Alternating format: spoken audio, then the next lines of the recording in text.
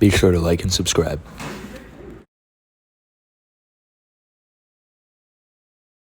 Hey guys, Dr. Anis Kassab here, Coach A over at Triforce MMA. All right, Triforce MMA, Brazilian Jiu-Jitsu here with my buddy Matt. I'm going to be showing you guys an armbar entry from side control. I've been doing a lot of stuff with arm bars lately, and people have been asking me about different entries from all these top pins. And one of my favorite ways to enter into the armbar position is going to be from top side control. So Matt, I'm going to have you lay down supine. You're going to lie down right here, please. Scooch a little bit closer towards me, just like that. All right, guys, so real quickly, what you want to understand is you want to establish a good side control position to begin with.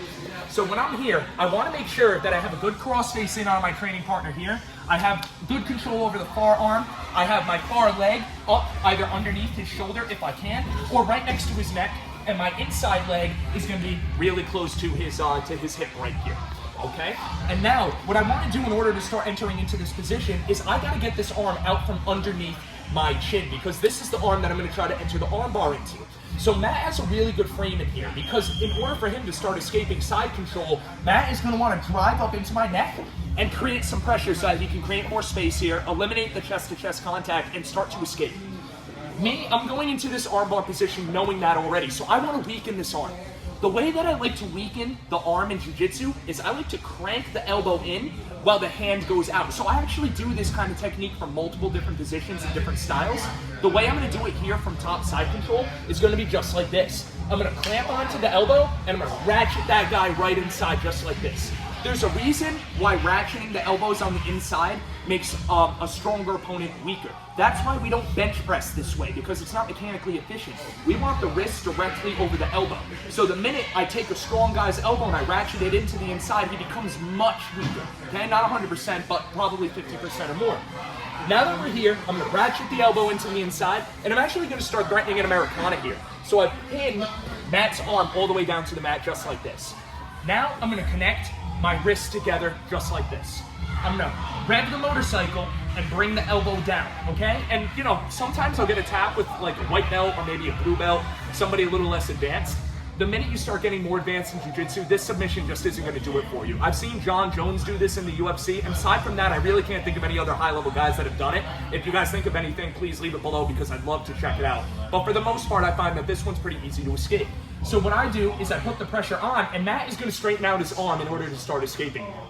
Now that Matt has straightened out his arm, I'm gonna start applying straight arm bar pressure this way.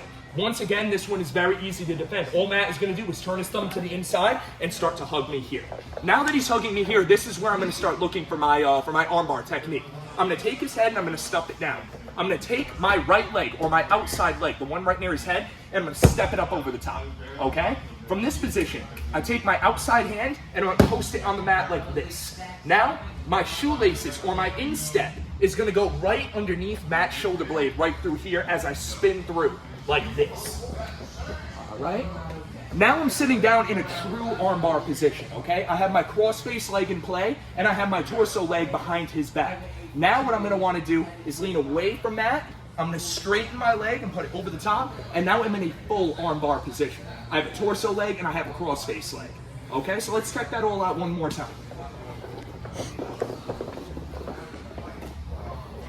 So Matt is gonna be lying supine in side control. I'm gonna establish a good, strong position here.